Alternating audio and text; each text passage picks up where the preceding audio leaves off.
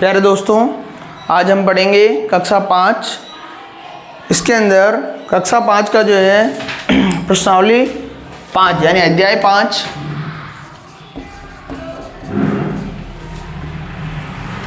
ये जो है आपके गुणज एवं गुणनखंड से संबंधित है। गुणज एवं गुणनखंड, गुणज एवं गुणनखंड। तो सबसे पहले हम ये देखते हैं कि गुणज क्या होता है ना। आज जो आपके 5.1 है उसके अंदर सिर्फ गुणज के बारे में बता रखा है। कल हम गुणनखंड के बारे में पढ़ेंगे। तो गुणज क्या होता है? गुणज का मतलब होता है गुणा। गुणज यानी गुणा। गुणज मीन्स गुणा होता है ना। जब हम किसी भी संख्या को गुणा करते हैं वही उसका गुणज होता है, वही उसका गुणज होता है। जैसे माना कि मैं लिखता हूँ 2 और मैं कहता हूँ कि 2 के प्रथम 4 गुणज लिखिए। तो 2 के प्रथम 4 गुणज, प्रथम 4 गुणज का मतलब 2 का पहाड़ा शुरू से बोलेंगे और 4 तक बोलते जाएंगे, है ना। जैसे 2 का पहाड़ा एक बार बोला तो 2 एकम 2, 2 दूनी 4, 2 तिया 6, 2 चौक 8। तो प्रथम 4 गुणज क्या हो गए? 2, 4, 6 और 8 हो गए। तो मेरे ख्याल से आपको समझ में आया होगा। ऐसे अगर मैं बोलूँ 3 के प्रथम 4 गुणज लिखो, है ना।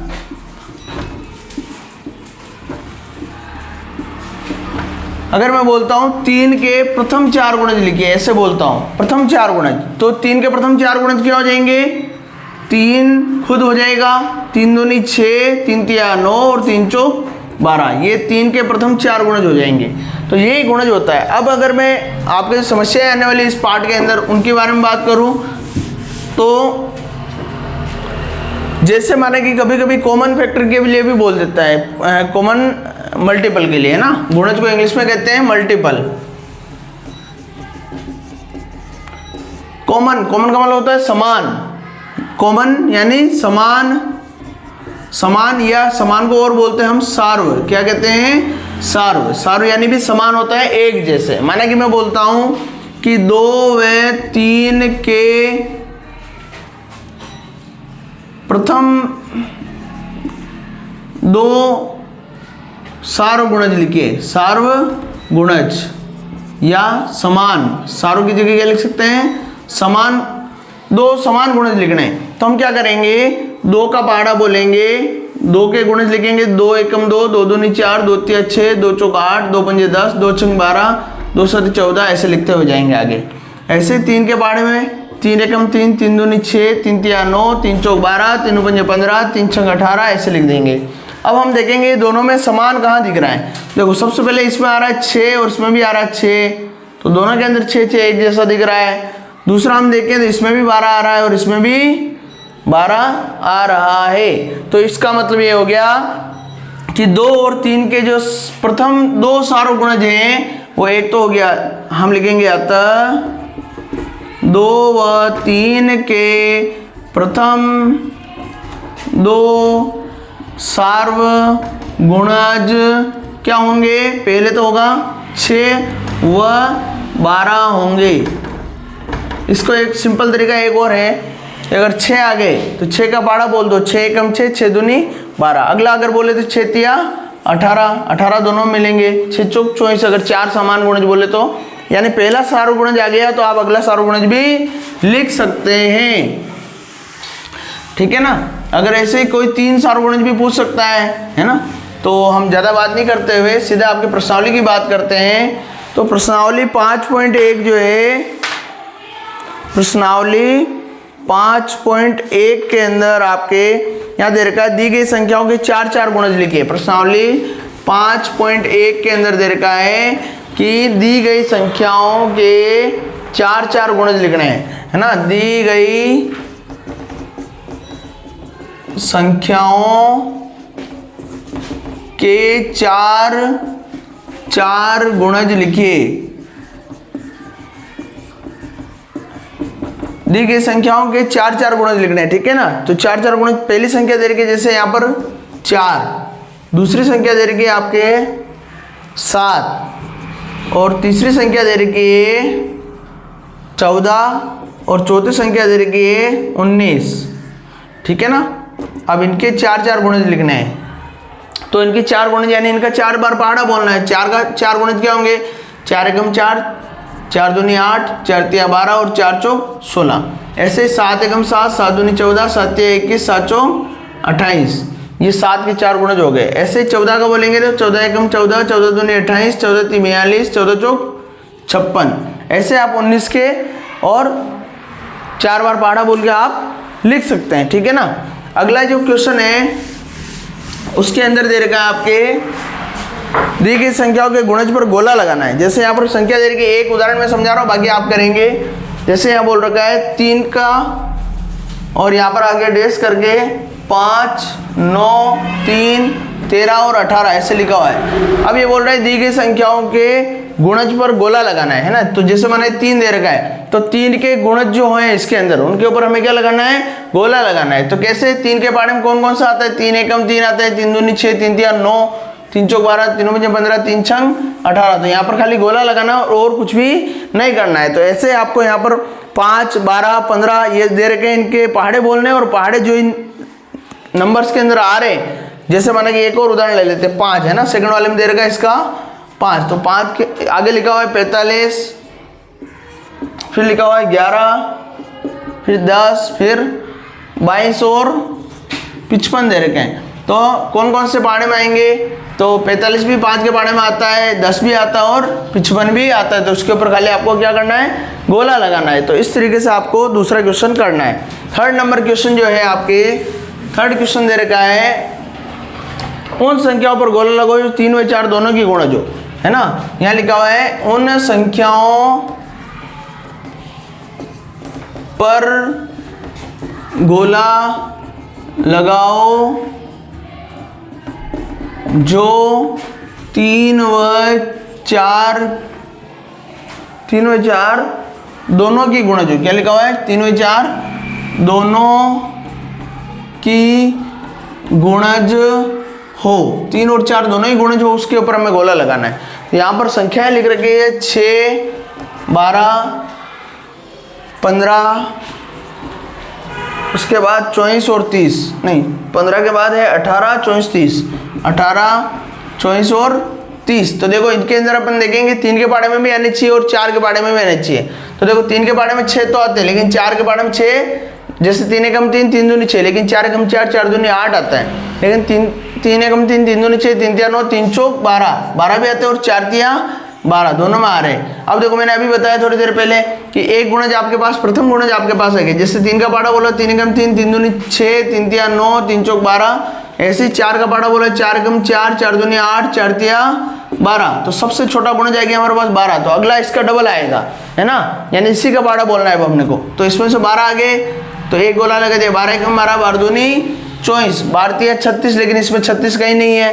तो इसके अंदर 2 गुणज है जो 4 और 3 के समान गुणज है ना, जो दोनों की गुणज है वो 12 भी है और 24 भी है, 18 भी है लेकिन 3 का है वो, समझ गए। 30 भी 3 का है, 15 भी 3 का है और 6 भी किसका है, 3 का, लेकिन 4 का नहीं है। तो 24 और 12 जो इनमें से वो 3 का भी है और 4 का भी गुणज है। तो समझ में आ गई।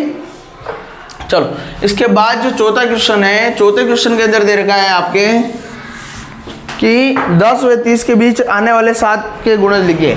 यहाँ चौथा क्वेश्चन लिखा हुआ है 10 व 30 के बीच आने वाले 7 के गुणज लिखिए। ये केवल गुणज के ऊपर ही आधारित है ये पूरा जो पार्ट है। तो ये बोल रहा है 10 व 30 के बीच। तो देखो 10 और 30 के बीच में जो 7 के पहाड़े में संख्याएं आती है वही क्या होगी, 7 की गुणज। तो 7 का पहाड़ा बोलेंगे, देखो 7 एकम 7, 7 दूनी 14, 7 तिया 21, 7 चौक 28, 7 पंजे 35। लेकिन इसने बोला 10 और 30 के बीच आने चाहिए। तो 7 के बाद 14 जो है वो 10 के बाद आता है, समझ गए। तो एक तो हो गया 14, एक क्या हो जाएंगे 7 दूनी 14, 7 तिया 21, 21 भी 30 के बीच में और 28 भी 30 के बीच में। तो 10 व 30 के बीच आने वाले 7 के गुणज क्या होंगे, 14, 21 व 28 होंगे। ऐसा आपको आंसर लिखना है, ठीक है। 10 व 30 के बीच में आने वाले 7 के गुणज 14, 21 व 28 होंगे। इस तरीके से आपको इस क्वेश्चन को करना है, ठीक है ना। अगला जो क्वेश्चन है 5वां क्वेश्चन, वो बोल रहा है कि 4 के ऐसे 3 गुणज लिखो जो 25 से बड़े हो, है ना। 5वां क्वेश्चन बोल रहा है कि 4 के ऐसे 3 गुणज लिखने हैं। 5वां क्वेश्चन बोल रहा है कि 4 के ऐसे 3 गुणज लिखिए जो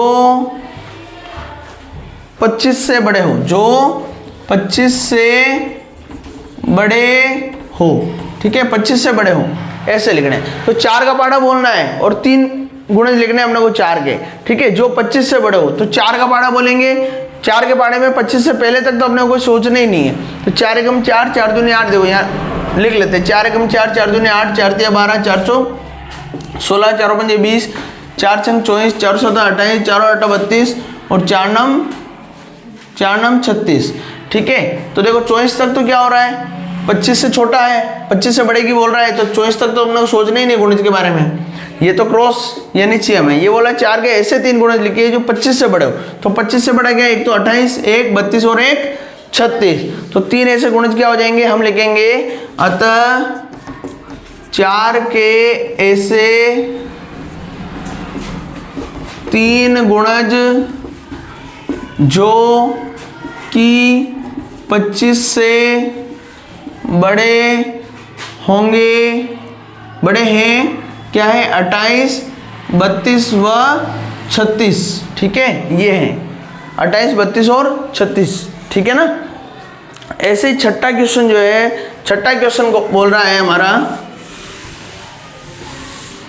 छठा क्वेश्चन कह रहा है कि 2 व 5 का सबसे छोटा समान गुणज ज्ञात कीजिए। 2 व 5 का सबसे छोटा समान, अभी मैंने बताया था, गुणज ज्ञात कीजिए। देखो बहुत सारे होते हैं गुणज तो, लेकिन ये बोल रहा है सबसे छोटा। ये आपके आगे एलसीएम निकालने में काम आएगी ये चीजें, है ना। तो सबसे छोटा समान गुणज, तो हम यहाँ पर बोलते हैं, देखो मैं यहाँ पर हम इनका पहाड़ा बोलेंगे 2 का, 2 एकम 2, 2 का, या एक बार यहाँ पर लिख देते 2, 2 एकम 2, 2 दूनी 4, 2 तिया 6, 2 चौक 8, 2 पंजे 10। ऐसे ही 5 का पहाड़ा बोलेंगे 5 एकम 5, 5 दूनी 10। देखो 10 पे दोनों मिल गए सबसे पहले, तो दोनों सबसे पहले कहाँ मिल रहे हैं, 10 के ऊपर। तो इसका मतलब क्या हो गया, हम लिखेंगे अतः 2 व 5 का सबसे छोटा समान गुणज 10 होगा। ये एलसीएम होता है, क्या होता है, एलसीएम। एलसीएम के बारे में अगली क्लास में पढ़ेंगे, छठी क्लास में। एलसीएम लघुत्तम समापवर्ती, ठीक है ना। तो एलसीएम को हम जो है गुणज, सबसे छोटा गुणज जो होता है वो एलसीएम होता है, ठीक है ना। तो उसके बारे में बाद में बताएंगे, अभी एक बार बेसिक समझ लो आप, ताकि आगे आने वाले समय में आपको एलसीएम और ये सारी चीज़ें निकालने में आसानी हो जाएगी, ठीक है ना। तो मेरे ख्याल से आपको समझ में आया होगा। ये था हमारा छठा क्वेश्चन। 7वां क्वेश्चन है 8 व 12 का सबसे छोटा समान गुणज ज्ञात कीजिए। 7वां क्वेश्चन है 8 व 12 का सबसे छोटा समान गुणज ज्ञात कीजिए। 8 व 12 का सबसे छोटा समान गुणज ज्ञात करना है अपने को, 8 और 12 का, ठीक है। तो 8 का पहाड़ा लिखेंगे, 8 का 8 एकम 8, 8 दूनी 16, 8 तिया, देखो पहले अगर आप चाहो आसानी हो तो उसके लिए आप बड़े वाले का लिख सकते हो, ताकि आपको जल्दी से मिल जाएगा, है ना। जैसे बड़ा है 12, तो 12 का पहले लिख दो, 12 एकम 12, 12 दूनी 24, तो 8 के पहाड़े में भी आ जाएंगे 24, 8 एकम 8, 8 दूनी 16, 8 तिया 24। तो सबसे छोटा और समान गुणज है 24, सबसे छोटा नहीं है। आपको लग रहा होगा 24 तो बड़े हैं सर, 8 और 16 भी तो आ रहे हैं, लेकिन ये नहीं, ये बोल रहा है समान बोल रहा है। तो दोनों में सबसे पहले कहाँ आ रहा है, 24 के बाद 48 भी आएंगे, 48 दोनों के बारे में आते हैं। देखो भले 12 का बोलो, 12 का 12, 12 24, 12 36, 12 चौक 48, ऐसे 8 का बोलेगा 8 छंग 48, 8 छंग 48, 8 का बड़ा 6 बार बोलेगा 48 आएंगे। तो 48 भी इनका समान गुणज है, लेकिन सबसे छोटा यानी सबसे पहले कौन सा आ रहा है, 24। तो सबसे छोटा समान गुणज क्या हो गया, 24 हो गया, समझ गए। अब लास्ट क्वेश्चन है आपका 8वां क्वेश्चन, ठीक है। तो 8वां क्वेश्चन बोल रहा है इसके अंदर 3 संख्याओं का निकालना है, 6, 9 और 15 का सबसे छोटा समान गुणज लिखिए। 6 आठवां क्वेश्चन 6, 9 व 15 का सबसे छोटा समान गुणज लिखिए। सबसे छोटा समान गुणज किसका? 6, 9 और 15 का, यानी 6, 9 और 15 का बाड़ा लिखना है। तो मैंने कहा अभी कि सबसे बड़ी संख्या का बाड़ा पहले लिख दो, ठीक है ना, ताकि आपको आसानी हो जाएगी। 15 का बाड़ा लिख दो। 15 एकम 15, 15 दूनी 30, 15 तिया 45, 15 चौक 60, 15 पंजे 75, 15 साथी 100, 15 साथी 15 एकम 15, 15 दो 30, 15 थी 45, 15 चौक 60, 15 बाई 75, 15 छंग 90 है ना, 90, 15 छंग 90। ऐसे ही 9 का लिख दो। उसके बाद 9 दाई 90 होंगे ना। 9 एकम 9, 9 दूनी 18, 9 तिया 27, 9 चौक 36, 9 पंजे 45, 9 छंग 54, 9 साथी 63, 9 आठी 72, 99, 81 और 9 दाए 90। तो 90 इसमें भी आ रहे हैं, 90 उसमें भी आ रहे हैं, और 90 6 के बाड़े में भी आएंगे। तो 6 का बाड़ा लिखो। 6 एकम 6, 6 दूनी 12, 6 तिया 18, 6 चौक 24, 6 सती 6 चौक 24, 6 पंजे 30, 6 छंग 36, 6 सती 42, 6 आठे 48 और 6 नमा की 54 और 6 दाए 60। ये तो हो गया 60 तक। अब आपको बाड़ा नहीं आता है तो इसमें 6 और जोड़ते जाओ। 60 में 6 जोड़ेंगे तो 66, और फिर 6 जोड़ेंगे तो 72, फिर 6 जोड़ेंगे तो 78, कितना आएंगे, और फिर 6 जोड़ेंगे तो 84, और फिर 6 जोड़ेंगे तो 90 आ जाएंगे। कितना आ जाएंगे? 84 में 6 जोड़ेंगे तो 90, है ना। 60 में 6 जोड़े 66, 72, ऐसे अगला पहाड़ा बन जाएगा। और आगे बढ़ा सकते हो, 10 तक तो आपको आते हैं, उसके आगे आपको ऐसे बनाना है कि 60 में 6 जोड़ेंगे 66, 66 में 6 जोड़ेंगे तो 72, 72 में 6 जोड़ेंगे तो 78, 78 में 6 जोड़ेंगे तो 84। या अगर इसको ऐसे नहीं करो तो 60 तक तो ये हो गया। फिर पहाड़ा नहीं आता तो 6 का पहाड़ा वापस बोलो। तो 60 में कितने जोड़ेंगे? 90 आएंगे। 60 में कितने जोड़ने पर 90 आते हैं? 60 में 70, 80 और 90, कितने जोड़ने हैं? 30। तो 60 तक तो ये हो गया 6 का पाड़ा। फिर 6 के पाड़े में 30 आते ही नहीं आते। 6 एकम 6, 6 दूनी 12, 6 तिया 18, 6 चौक 24, 6 पंजे 30 आते हैं ना। तो 30 और आते हैं, तो 60 और 30 90 हो जाएंगे, यानी 6 के पाड़े में भी 90 आ रहे हैं। इट मीन्स क्या हो गया कि इनका 15, 9 और 6 का समान गुणज क्या हो जाएगा? 90। तो हम लिख देंगे अतः 6, 9 और 15 का समान गुणज, सबसे छोटा समान गुणज क्या होगा? 90 होगा। समझ में आई बात? तो इस तरीके से हम जो है 5.1 प्रश्नावली कक्षा 5 की हमने कंप्लीट कर ली है। और जिन भी लोगों ने मेरे चैनल को सब्सक्राइब नहीं किया है वो सब्सक्राइब करें, क्योंकि आने वाले टाइम में बहुत ही जल्दी हम जो है कक्षा 7, 6, 7, 8, 9 और 10 के वीडियो गणित के यहाँ पर अपलोड करने वाले हैं। तो जिन भी लोगों ने मेरे चैनल को सब्सक्राइब नहीं किया है, शेयर नहीं किया है, जल्दी जल्दी शेयर करें और सब्सक्राइब करें और लाइक करें, ठीक है ना। Thank you.